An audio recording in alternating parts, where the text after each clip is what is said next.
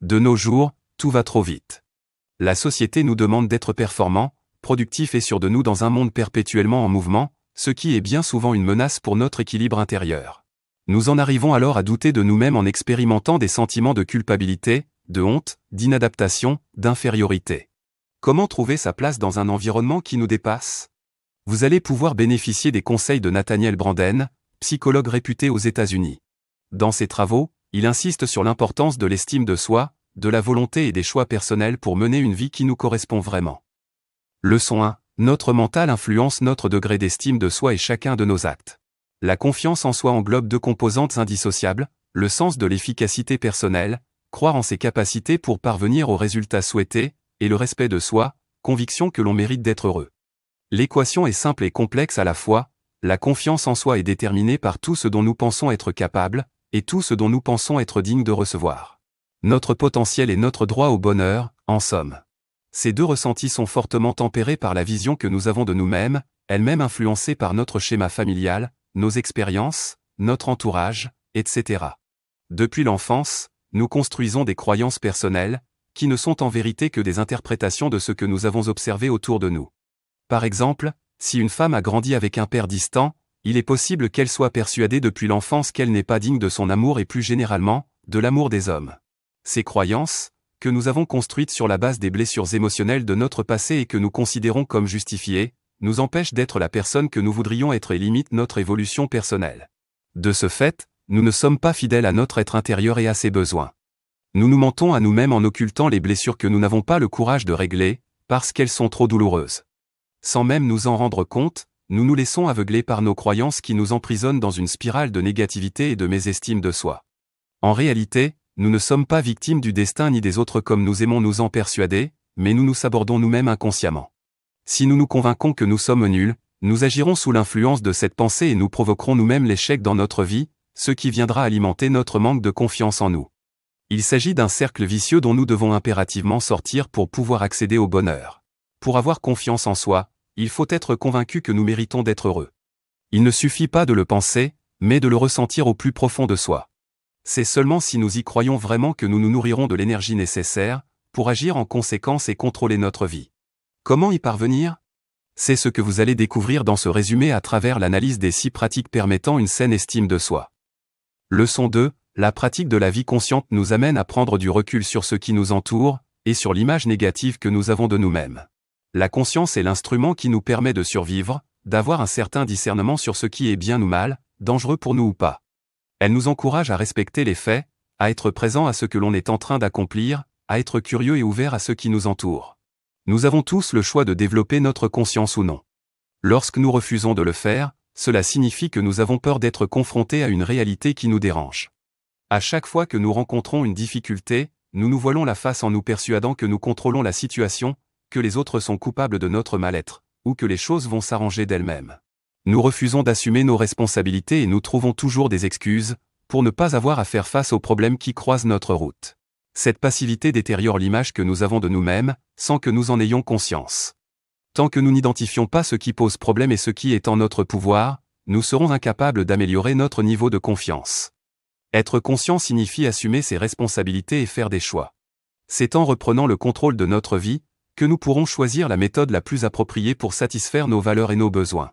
Pour accroître votre niveau de conscience, il faut avoir l'esprit actif en se poussant à faire des choix et à assumer ses responsabilités.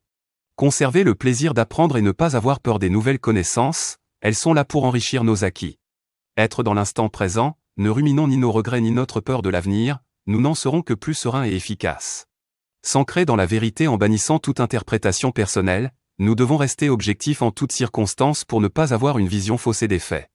Accepter la réalité et les sentiments négatifs qu'elle peut engendrer, nous devons assumer ce que nous sommes à 100%.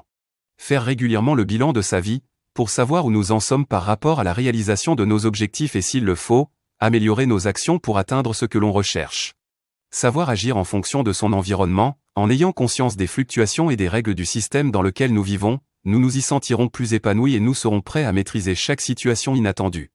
Admettre ses erreurs et accepter de se remettre en question, nous ne devons pas avoir honte de nous tromper, l'erreur est humaine et elle est même nécessaire pour que nous puissions évoluer.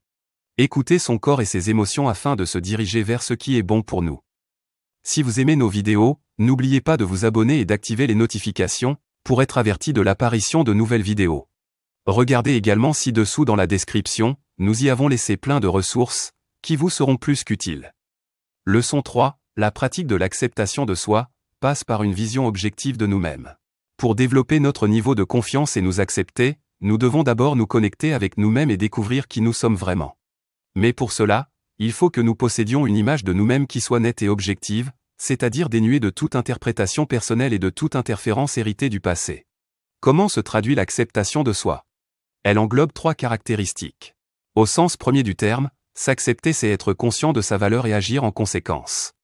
Il s'agit là de se respecter et d'affirmer ses droits en tant qu'être humain. Sur un second plan, l'acceptation de soi représente le besoin d'être entier, fidèle à soi-même et de s'exprimer pour se sentir vivant. Nous assumons alors nos actes et nos émotions, sans culpabiliser ni avoir peur du regard des autres. Nous acceptons chez nous le positif comme le négatif. Il peut nous arriver de ne pas être fiers de nous, mais nous l'assumons en regardant la réalité en face, et en ayant conscience de nos erreurs. Enfin, s'accepter implique d'être bienveillant et de faire preuve de compassion envers soi-même.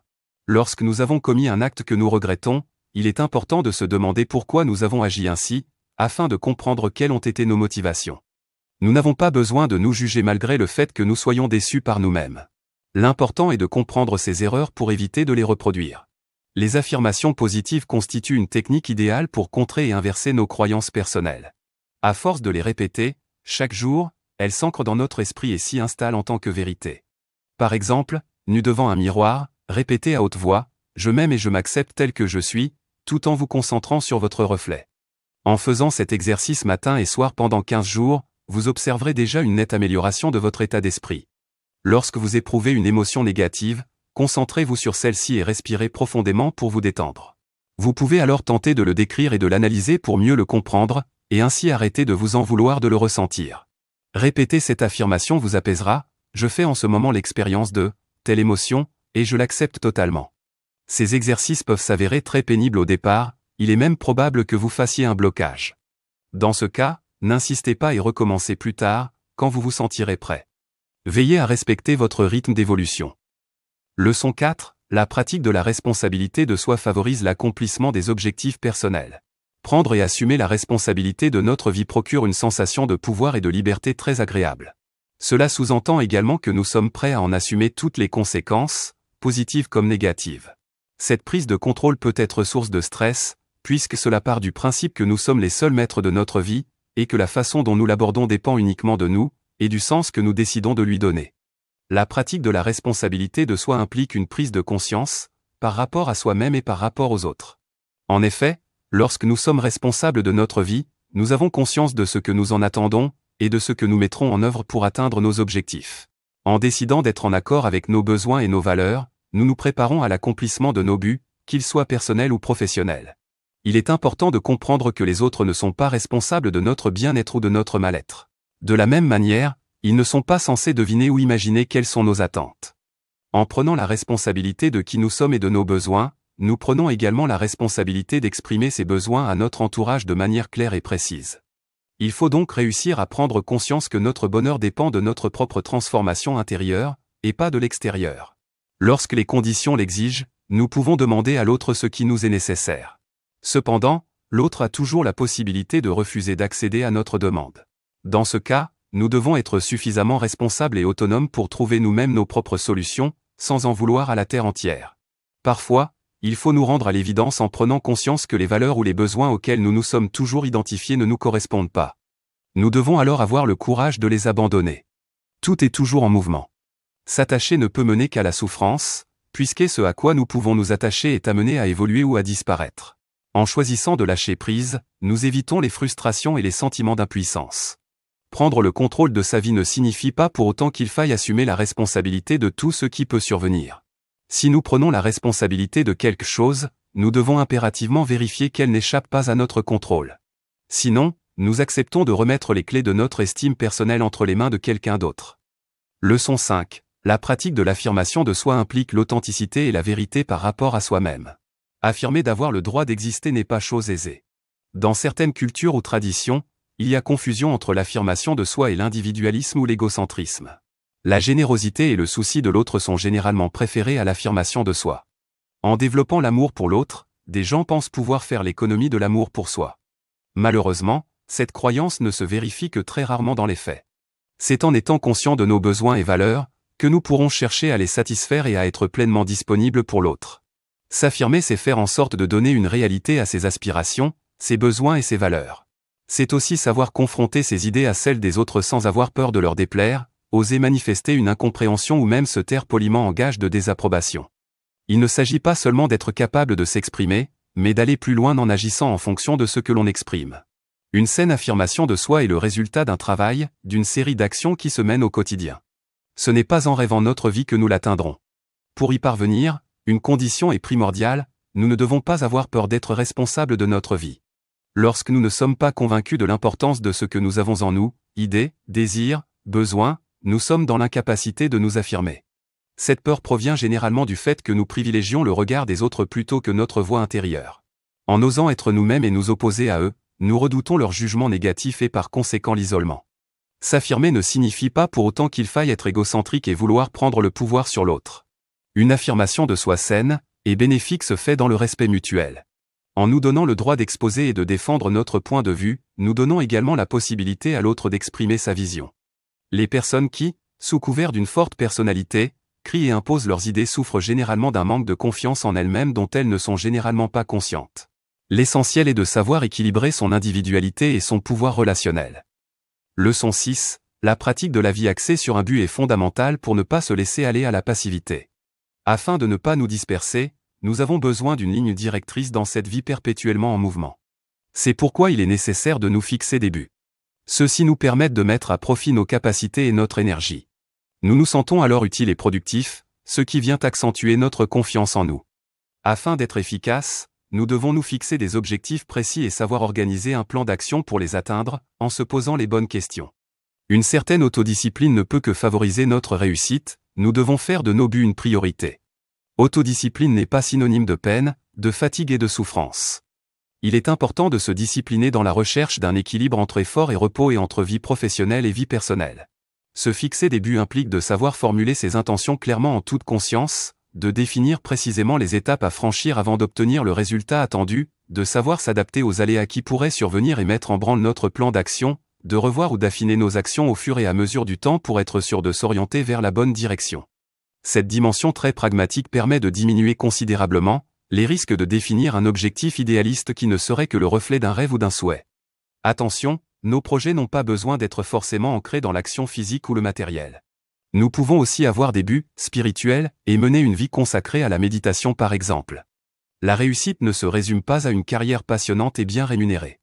Réussir, c'est avant tout être heureux et accéder à l'équilibre intérieur, quoi que l'on fasse. De plus, le fait de se fixer des buts n'altère en aucun cas notre capacité à profiter de l'instant présent. Au contraire, le futur est une succession de moments présents. Appréhender le futur en toute conscience nous permet de mieux nous concentrer sur nos actions dans le présent, et ainsi de rester cohérents avec nos objectifs. Leçon 6. La pratique de l'intégrité personnelle nous permet d'éviter la culpabilité et d'être en paix avec nous-mêmes. L'intégrité se définit par la cohérence ou l'alignement entre ce que nous sommes à l'intérieur, convictions, idéaux, valeurs morales, besoins, et ce que nous montrons verbalement ou non verbalement. Lorsque notre comportement ne correspond pas à ce que nous estimons juste, nous détériorons l'image que nous avons de nous-mêmes et inconsciemment, nous nous respectons moins. À force de se répéter, ce genre de situation peut réellement nous amener à une piètre estime de nous-mêmes. Si nous souhaitons nous sentir dignes de confiance, nous devons impérativement faire en sorte que nos paroles ou nos valeurs ne soient pas en contradiction avec nos actes. Lorsque par exemple nous sommes tentés de promettre quelque chose à quelqu'un, nous devons nous assurer dès le départ que nous pourrons respecter nos engagements. Pour cela, il suffit de distinguer ce qui est en notre pouvoir ou pas, d'être lucide sur nos capacités par rapport à une situation donnée. Autrement, nous courons le risque de causer de la déception chez l'autre, mais aussi en nous-mêmes. Tout le monde commet des erreurs, mais une fois que nous parvenons à les accepter, à les comprendre et à assumer leurs conséquences, nous nous devons de ne pas les reproduire afin de nous sentir en paix avec nous-mêmes et avec les autres. Il arrive que nos valeurs morales soient erronées. C'est le cas lorsque nous avons construit des codes en ayant suivi l'exemple d'une figure autoritaire, sans nous demander s'ils nous correspondaient vraiment. À défaut d'écouter nos besoins, nous avons intégré ces codes parce qu'il fallait obéir. Ce n'est qu'à partir du moment où nous nous rendons compte qu'ils sont en contradiction avec notre bien-être, que nous acquérons le discernement nécessaire pour les remettre en question et nous en libérer. Leçon 7. Le contexte familial a un impact déterminant sur le développement de l'estime personnelle de l'enfant. L'estime que se portent les parents est le meilleur modèle pour développer une solide estime de soi chez l'enfant.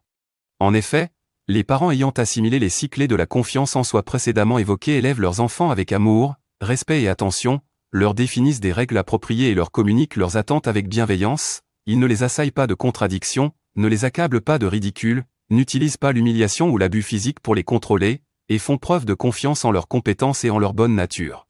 Il a été démontré qu'un manque de contact physique avec ses parents pouvait entraver le développement de l'enfant.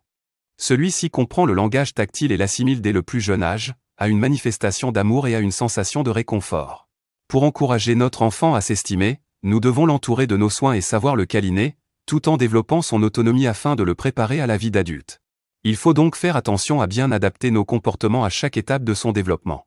Si nous nous devons de le prendre totalement en charge lorsqu'il est nourrisson, il est en revanche inconcevable de continuer à agir de la même manière avec lui lorsqu'il devient conscient de sa responsabilité. Le surprotéger ne peut que contrarier l'apprentissage de son autonomie, et aura des conséquences désastreuses sur sa vie d'adulte. Notre soutien envers notre enfant passe également par un mode de pensée positif. Nous avons souvent tendance à souligner ce qui ne va pas, pour faire prendre conscience à notre enfant qu'il est dans la mauvaise direction et qu'il doit changer d'attitude. Même si cela part d'une bonne intention, il se sentira dénigré et sera d'autant moins motivé pour corriger ses erreurs. Au fil du temps, les enfants intériorisent les étiquettes négatives qu'on leur a attribuées et se construisent une identité autour d'elles, ce qui les éloigne de leur véritable nature. Les remarques que nous leur faisons deviennent en ce sens une prophétie autoréalisatrice. Attention, cela ne veut pas non plus dire qu'il faille le couvrir d'éloges à longueur de temps. Si nous souhaitons formuler des appréciations sur les réussites ou les échecs de notre enfant, nous devons nous efforcer de ne pas juger ce qu'il est, tu es nul, tu es fort, mais de décrire de manière objective ce que nous constatons et ressentons.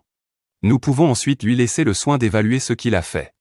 Il ne suffit pas de dire c'est bien, ou ce n'est pas bien, mais d'expliquer pourquoi. À noter que l'amour inconditionnel est essentiel si l'on souhaite favoriser l'estime de soi chez son enfant. Qu'il fasse des erreurs ou pas, il doit comprendre que nous l'aimerons dans tous les cas. Certains parents ne se rendent pas compte qu'ils utilisent l'amour comme un outil leur permettant d'obtenir ce qu'ils veulent de leur enfant. Par exemple, lorsqu'une mère dit à son enfant « Si tu as de bonnes notes, je serai très fier de toi », cela sous-entend que dans le cas contraire, il ne méritera pas son estime. Il s'agit ici d'une sorte de chantage affectif, inconscient certes, mais assez violent psychologiquement parlant. En effet, l'enfant pensera alors que s'il n'est pas à la hauteur des attentes de sa mère, elle ne l'aimera plus. De même, nous nous devons d'accepter entièrement notre enfant, même s'il possède un fonctionnement ou des goûts qui diffèrent des nôtres. En essayant de le comprendre de manière objective, c'est-à-dire en évitant de calquer notre personnalité sur lui, il pensera qu'il est un être à part entière méritant d'être pris en considération. Leçon 8. Le développement de l'estime de soi doit être l'une des priorités du système scolaire. L'école permet à l'enfant de se construire en dehors du contexte familial. Encore faut-il que les enseignants adoptent un comportement qui favorise l'estime de soi chez les élèves. Si un enseignant ne se porte pas d'estime, comment peut-il inculquer cette notion ? On ne peut pas enseigner ce que l'on ne connaît pas soi-même. Cet enseignant mal dans sa peau se montrera alors rigide et intolérant. Sa pédagogie sera axée sur l'humiliation ou la dévalorisation des élèves qu'il catégorisera comme « mauvais », sans chercher à les faire évoluer. Il fera preuve d'un autoritarisme excessif pour se donner l'illusion d'avoir le contrôle, et suscitera la peur pour se faire respecter alors qu'il ne se respecte déjà pas lui-même. À l'inverse, l'enseignant qui a confiance en lui prendra ses élèves au sérieux et leur accordera une crédibilité qui les fera se sentir exister. Il ne fera pas de favoritisme et traitera chaque membre de la classe sur un même pied d'égalité. Il s'abstiendra de tout jugement envers ses élèves et soulignera leurs points forts pour les encourager. Son enseignement sera d'ailleurs personnalisé, c'est-à-dire adapté aux compétences de chaque élève. Les enfants qui n'osent pas s'exprimer dans la classe feront l'objet d'une attention toute particulière, ils seront encouragés à s'exprimer et à interagir avec les autres. Enfin, l'enseignant instaurera des règles, tout en expliquant pourquoi elles sont nécessaires pour le bien-être de la classe. Ainsi, ses élèves ne lui obéiront pas bêtement, mais ils choisiront de coopérer avec lui dans le but de se sentir utiles et responsables. L'école se doit d'aider les élèves à croire en eux par des méthodes, leur permettant de découvrir qui ils sont, et de mettre en valeur leurs compétences. C'est seulement ainsi qu'ils parviendront à s'accepter, à s'aimer et à prendre confiance en eux. Cela est possible si le système scolaire décide de prendre davantage en considération la sensibilité des élèves. L'un des objectifs d'apprentissage principaux devrait se baser sur l'acceptation de ces émotions afin de mieux se connaître. De même, Le vivre ensemble et le respect d'autrui devraient constituer un enseignement majeur. C'est en apprenant à vivre en groupe et à communiquer avec respect que l'enfant se prépare à la vie en société et notamment au monde du travail. Aujourd'hui, l'école tend de plus en plus à encourager ces notions chez les élèves puisqu'elle n'a pas d'autre choix que de s'adapter aux évolutions des entreprises qui dorénavant privilégient l'initiative, la responsabilité de soi et l'autonomie chez les employés. Leçon 9. Le développement de la responsabilité de soi dans les entreprises est la source d'une meilleure productivité. Les bouleversements économiques qui ont eu lieu ces 50 dernières années ont progressivement poussé les chefs d'entreprise et les employés à revoir leurs fonctionnements initiaux et à devenir ainsi plus responsables. Avec le progrès technologique, ils ont dû s'adapter à une économie qui ne se basait plus sur la main-d'œuvre, mais sur l'information et la communication. Le fait d'acquérir de nouvelles connaissances a participé à une meilleure mobilisation des ressources de leur esprit pour faire fonctionner l'entreprise. Le progrès ne cessant jamais, les formations se sont multipliées, à tel point qu'aujourd'hui nous n'observons plus de réel clivage entre cadres et employés. Chacun possède des compétences spécifiques qui se complètent et forment un tout. Plus les entreprises se développent, plus la compétitivité devient importante. Nous devons prendre ce fait en considération et trouver les moyens nécessaires pour augmenter notre potentiel de créativité, de flexibilité et de vivacité. Mais tous ces changements peuvent déstabiliser les acteurs de l'entreprise. Le manque d'estime de soi provoque alors la sensation de ne pas être à la hauteur, la peur des responsabilités et parfois le besoin d'inférioriser les autres pour se sentir important. Ces sentiments négatifs nous poussent à agir de manière malsaine, malhonnête ou défaitiste, et dans certains cas nous en arrivons à la démission ou au renvoi. Dans ces conditions, comment générer l'épanouissement au travail? Quelques rares entreprises semblent apporter des solutions intéressantes pour motiver leurs employés. Elles ont abandonné le système hiérarchique pyramidal, au profit d'une nouvelle structure ouverte et créative, au sein de laquelle l'employé peut sentir qu'il a vraiment un rôle à jouer. La hiérarchie est ici réduite à sa plus simple expression, un seul directeur, pas de sous-services inutiles, et des employés qui s'organisent eux-mêmes en petites équipes autonomes. Ce mode de fonctionnement semble plus efficace qu'un système hiérarchique pyramidal obsolète, qui ne fait que gommer les talents et la sensibilité des employés. Se sentir étouffé et surveillé en permanence n'aide pas à créer de rapports de confiance avec ses supérieurs. Un employé a besoin de se sentir responsable et de trouver un sens à son travail. Il n'est autre qu'un être humain aspirant à une certaine liberté de choix, à exercer son activité dans le respect et la confiance, à faire quelque chose qui l'élève. De leur côté, les dirigeants de ces entreprises se montrent présents et à l'écoute, objectifs, ils ne se laissent pas dépasser par leur ego, humble, juste, honnête et clair. Ils ne se contentent pas de donner des ordres mais savent expliquer pourquoi certaines règles sont nécessaires. Au lieu de blâmer leurs employés lorsqu'ils ont fait une erreur, ils savent les amener à se questionner et à trouver la solution pour ne pas la reproduire. Ils cherchent à donner des missions qui correspondent au centre d'intérêt de chaque employé. Ils donnent des promotions sur la base du mérite personnel, et non de l'ancienneté. Mais une telle organisation ne suffit parfois pas à générer la confiance en soi chez tous les travailleurs. Si certains se portent vraiment une trop faible estime d'eux-mêmes, la psychothérapie est alors nécessaire pour qu'ils parviennent à trouver un équilibre. Leçon 10. Une psychothérapie efficace nous aide à identifier et à comprendre nos points négatifs, mais aussi à prendre conscience de nos qualités. Le but de la psychothérapie est de réduire notre souffrance intérieure, peurs irrationnelles, croyances négatives, mais aussi d'encourager notre bien-être en nous offrant une nouvelle vision de la vie. Nous prenons alors conscience d'une réalité que nous n'avions encore jamais envisagée, nous nous éveillons. Cette prise de conscience permet d'avoir un regard plus objectif sur notre vie, donc de mieux gérer nos relations et de découvrir notre potentiel. Le psychothérapeute se doit d'accepter entièrement ses patients par une attitude neutre, sans aucun jugement. En évitant les paroles moralisatrices, il les encourage à s'ouvrir à lui et à oser exprimer leurs émotions sans en avoir honte. Pour une évolution optimale, il est nécessaire qu'il les amène à prendre conscience de leur subpersonnalité, c'est-à-dire des parties d'eux-mêmes les plus profondes qui le renient généralement. La subpersonnalité qui se construit en premier lieu est celle du moi-enfant. Notre enfant intérieur se développe à travers les croyances que nous nous forgeons dans l'enfance. Si celles-ci sont négatives, ce dernier sera influencé par nos blessures émotionnelles, et entraînera chez nous des comportements puérils dans notre vie d'adulte, jalousie excessive par peur de l'abandon par exemple. Sans même que nous nous en rendions compte, cet enfant intérieur blessé prend les commandes de notre vie. Nous l'assimilons généralement à ce que nous sommes, mais il s'agit juste d'une partie de nous. Pour l'empêcher de guider nos émotions et nos comportements, il suffit de l'accepter, de ne plus en avoir honte et de remonter à la source pour tenter de comprendre comment il a pu se développer. En ayant de la compassion et de la bienveillance pour l'enfant qui souffre en nous, nous réussirons à laisser s'en aller nos croyances négatives et à devenir plus sereins dans notre vie. À cette subpersonnalité, s'ajoute le moi adolescent, représente ce que nous avons été à l'adolescence, le moi du sexe opposé, symbolise notre côté masculin si on est une femme et notre côté féminin si on est un homme, le moi mère, l'influence du modèle maternel, le moi père, l'influence du modèle paternel, le moi extérieur, l'image que nous donnons aux autres, et le moi intérieur, le moi que nous seuls voyons. Ces subpersonnalités sont le fruit de croyances construites à chaque étape de notre vie. Elles sont des masques derrière lesquels nous nous protégeons. Il est essentiel que nous prenions du recul sur elles, afin de laisser s'envoler les blessures émotionnelles du passé, et de découvrir notre être véritable. Leçon 11. Quelle que soit notre culture, la confiance en soi reste un besoin biologique et universel. Au Moyen Âge, aucune valeur n'était accordée à l'affirmation de soi puisque dès la naissance, chaque membre de la population était associé à un ordre, clergé, tiers-état, noblesse, qui définissait ce qu'ils étaient. La notion de pensée individuelle a réellement pris forme au lendemain de la Renaissance. Désormais, elle correspond à un besoin humain qui se développe en dehors de l'Occident. Cependant, la culture reste un facteur qui peut influencer la confiance en soi. La société dans laquelle nous grandissons nous transmet inévitablement des croyances implicites, que nous intégrons sans même nous en rendre compte, importance de l'argent et de la consommation, supériorité de l'homme sur la femme, rapport à l'amour et à la sexualité, respect des traditions liées à la religion ou à la tribu, etc. Ainsi, si nous n'y prenons pas garde, nous pouvons nous laisser guider vers une voie qui ne favorise pas l'estime de soi. Nathaniel Branden utilise la culture américaine pour illustrer ce propos. La Constitution se base sur les droits individuels, la liberté et la quête du bonheur. À l'époque de la création des États-Unis, ces principes révolutionnaires prenaient tout leur sens.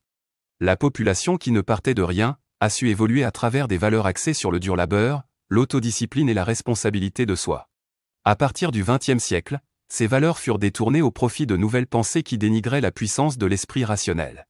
De ce fait, s'est développée la croyance générale que l'être humain est une victime de la société, et qu'il n'est pas responsable de ses actes. D'après l'auteur, cet humanisme exacerbé prônant l'égalité de traitement entre tous les êtres, et condamnant le système capitaliste ne peut que mener à une faible estime de soi, puisque l'effort et donc la responsabilité d'action n'est pas favorisée. Pour freiner la dégradation de la situation sociale aux États-Unis, il propose d'intégrer les 6 clés de la confiance en soi dans l'éducation et l'enseignement, mais aussi dans les différentes institutions. Il est important de se sentir intégré à la société afin d'en être un acteur épanoui, mais cela ne nous empêche pas d'avoir un certain discernement sur ce qui nous entoure. En remettant en question les idées de masse, nous évitons de nous laisser manipuler et d'aller à l'encontre de nos propres besoins.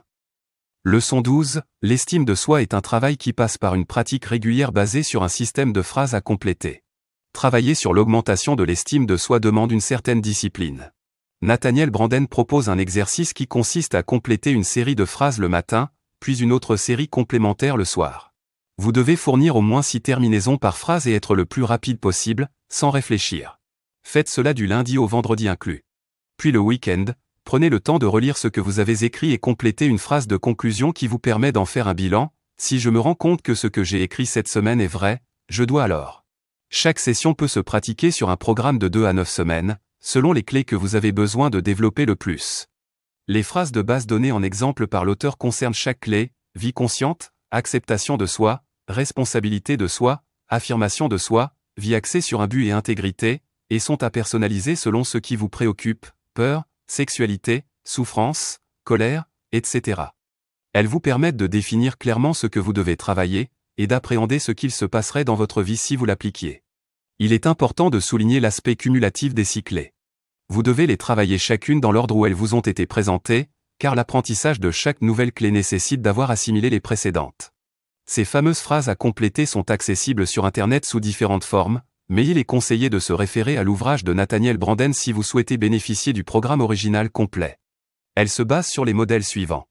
Selon moi, vivre en pleine conscience, s'accepter, être responsable de soi, s'affirmer, vivre en se fixant un but, et être intègre signifie. Si j'augmente ma conscience, mon auto-acceptation, ma responsabilité, mon auto-affirmation, ma motivation, mon intégrité de 5%. En conclusion, la pratique des 6 clés de la confiance en soi n'est pas une chose évidente. Elle implique un combat parfois douloureux avec nos blessures émotionnelles. Pour remporter la bataille, il est nécessaire de ne pas se laisser aller à la paresse et d'accepter de faire face à ce qui nous dérange.